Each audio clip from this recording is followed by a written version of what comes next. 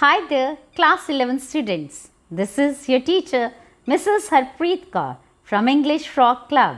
And today I'm going to teach you the first chapter from your book Snapshot, which is your supplementary reader.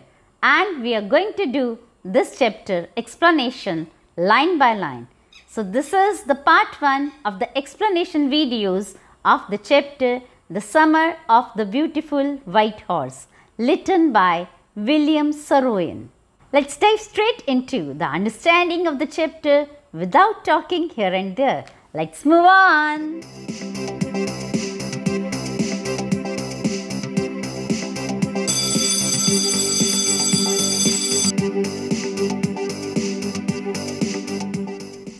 So the story that we are going to read about is about two Armenian boys whose tribe was known for the honesty.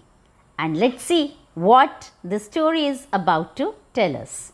One day back there in good old days when I was 9 and the world was full of imaginable kind of magnificence and life was still a delightful and mysterious dreams, my cousin Murad, who was considered crazy by everyone who knew him except me, came to my house at 4 in the morning and woke me up tapping on the window of my room.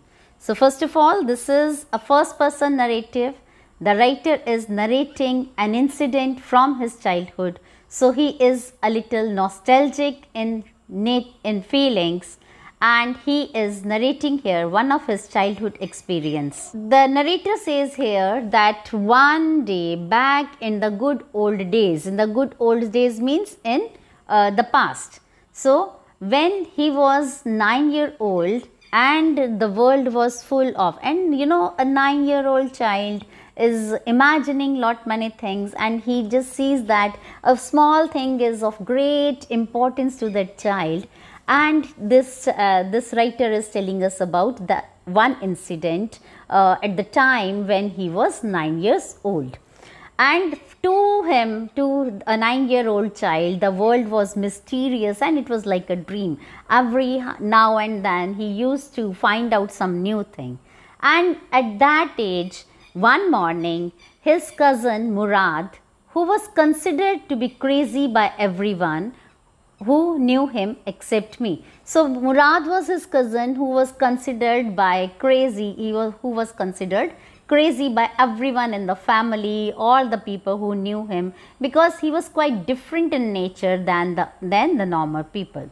So, but our writer never considered him to be crazy. So they were on very good terms with each other.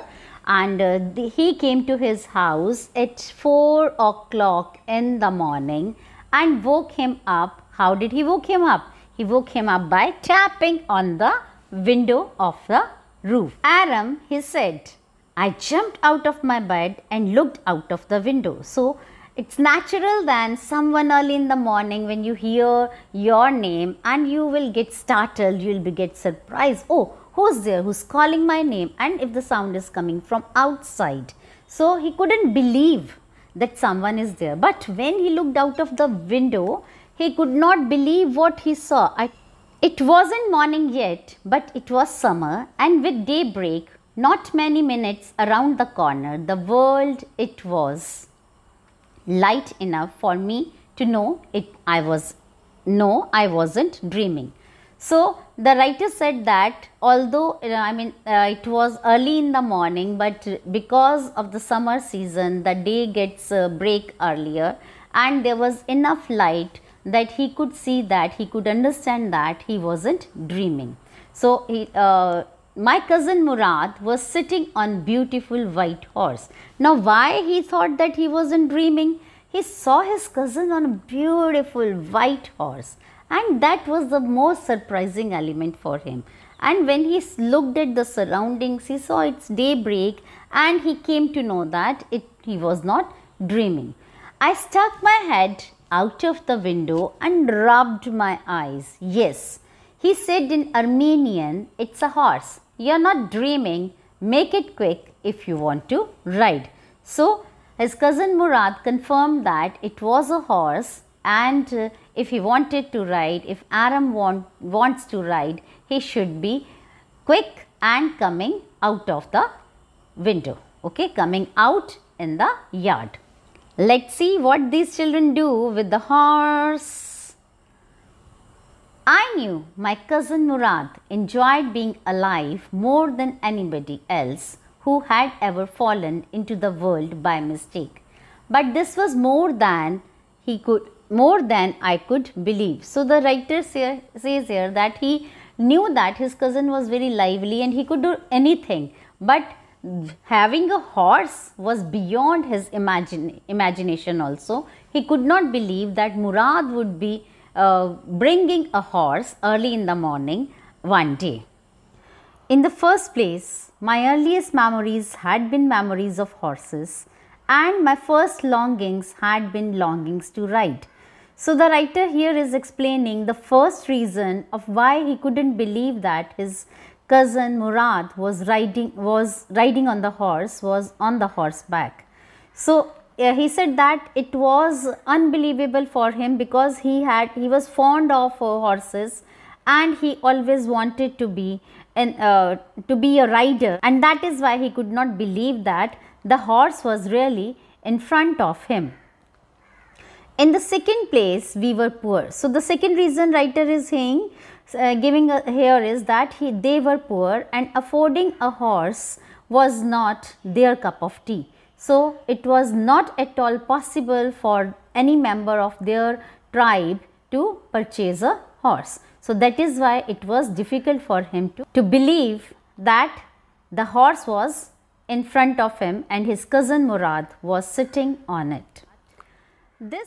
This was the part that wouldn't permit me to believe what I saw. We were poor and had no money. Our whole tribe was poverty stricken. Every branch of Geroglian family was living in the most amazing and comical poverty in the world. Nobody could understand where we ever got money enough to keep us with food in our bellies. Not even the old men of the family. Most important of all, though, we were famous for our honesty.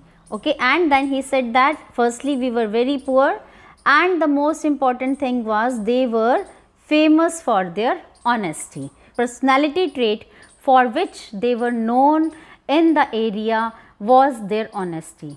So we had been famous for our honesty for something like 11 centuries, even when we had been the wealthiest family in what we liked to think was the world.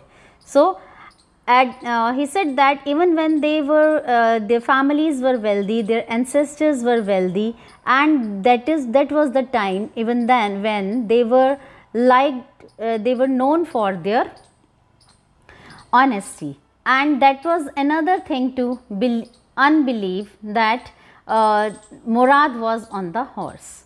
So we were proud first, honest next. So this is an important line. We get this line in many of the explanatory questions also.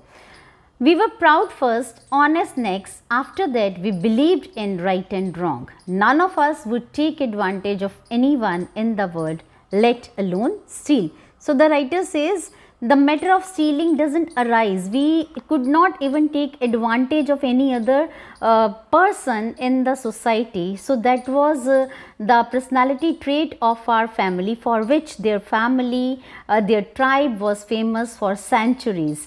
And they were proud of this thing that for centuries they had been known for their trait of being honest.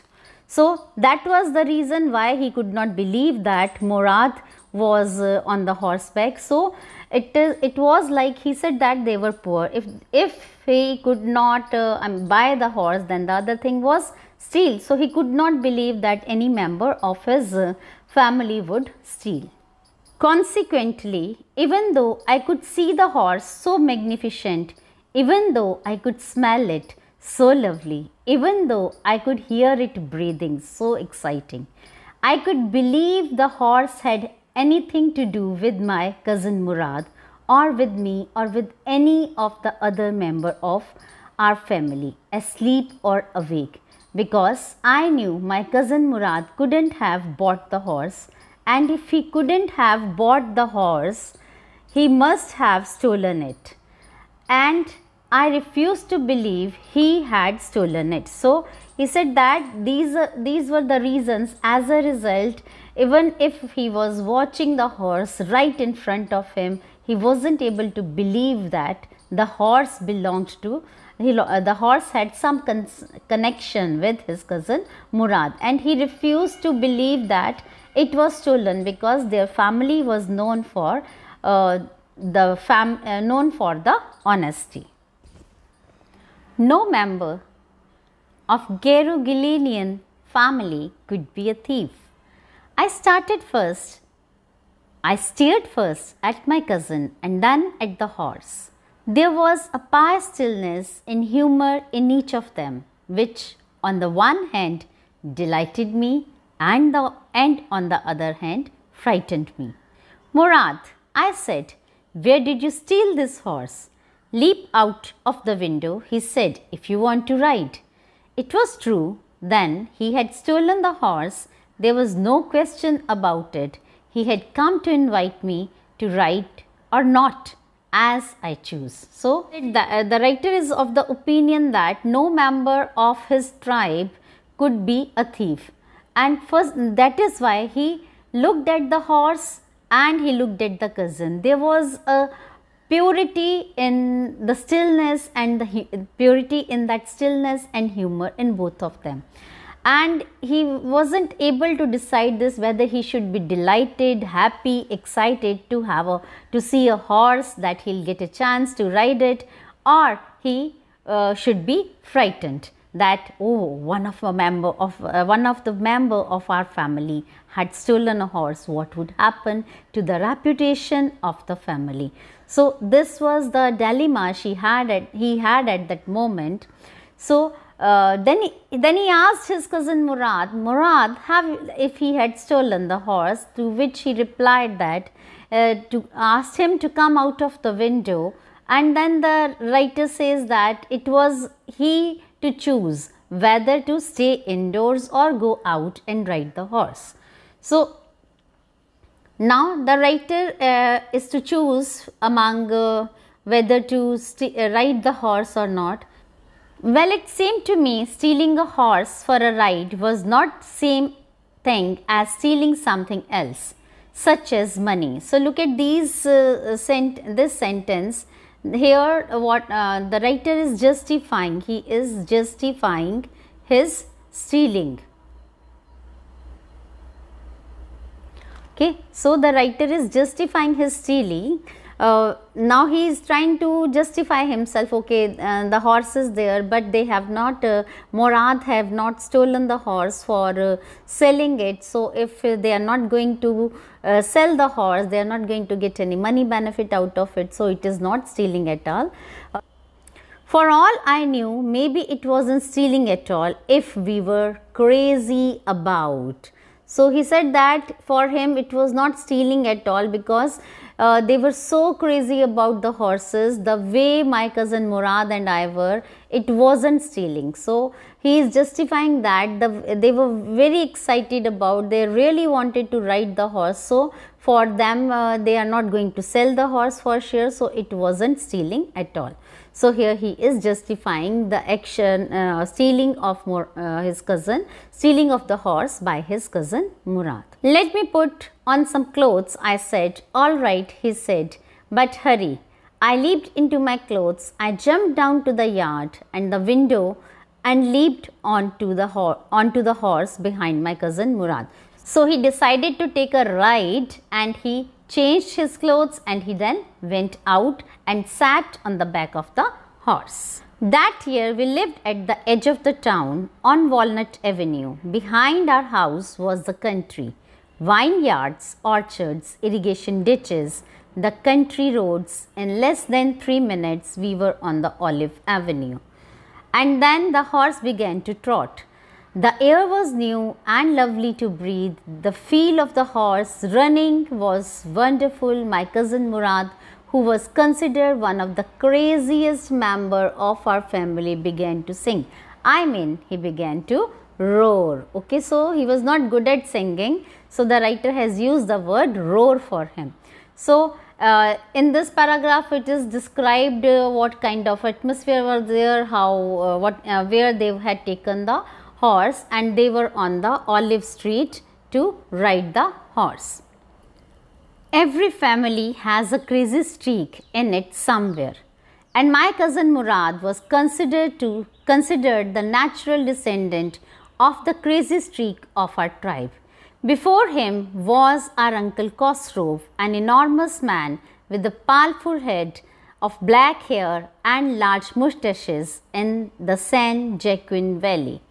A man so furious in temper, so irritable, so impatient that he stopped anyone from talking by roaring, "It is of no harm, pay no attention to it." So here Aram says that his cousin Murad was quite different. He was considered to be the crazy streak. Now he is explaining further what are crazy streak and who else in his family is considered to be the crazy streak. So the writer says that every family has a crazy streak that is quite different from the other, as we say that the black sheep in the black sheep of the family. Okay, so that is being talked about here. And he said that he was the natural descendant, his cousin Murad was natural descendant of the crazy streaks of his family. And before him, I mean apart from Murad, he had an uncle named Uncle Khosrow, who is having a great long mustache and who was had black hair. And the main craziness about his was that he was very furious in temper. He did not let others speak and just he made them quiet by saying that it is no harm, pay no attention to it. So this was Uncle Khosrow's favorite dialogue. It is of no harm, pay no attention to it. That was all, no matter what anybody happened to be talking about. Once it was his own son, Arak, running 8 blocks to the barber's shop where his father was having his moustache trimmed, to tell him their house was on fire. This man Khosrow sat up in the chair and roared, "It is no harm, pay no attention to it." The barber said, "But the boy says your house is on fire." So Khosrow roared, "Enough, it is no harm, I say." So an example of his craziness is given here, that once he was in the barber's shop and his son ran to him telling him that their house was on fire, and this crazy streak of the family, Mr. Khosrow, said that, roared in the same way. He said it is of no harm, pay no attention to it. When he was reminded by the barber that it was his house the child is talking about, he got even furious and he said that he has told that it is of no harm, so nothing to worry about. My cousin Murad was considered the natural descendant of this man, although Murad's father, Zorab, who was practical and nothing else. That's how it was in our tribe. A man could be father of his son's flesh, but he did not mean that he was also father of his spirit. This distribution of various kinds of spirits of our tribe had been from the beginning capricious and vagrant. So generally it is considered that the children take the traits from their parents, but the writer tells here that as far as his tribe is concerned, a man can be father of his son's flesh. He could have given birth to his son, but it is not sure that he would be inheriting his traits also. So in this way, Murad had inherited traits of craziness from Uncle Khosrow. So Murad's father Zorab is not actually father of Murad's spirit. So he said that this distribution of personality trait was found same even in their ancestors. So that is all in this part of the explanation video of the chapter The Summer of the Beautiful White Horse. See you in the next video and we'll find out whether Aram was able to ride on the horse. How do they ride and what happened when they had the ride on that beautiful white horse. Till then, you keep watching my channel and don't forget to subscribe to my channel if you haven't subscribed yet. Press the bell icon for the latest updates of my videos. Bye for now.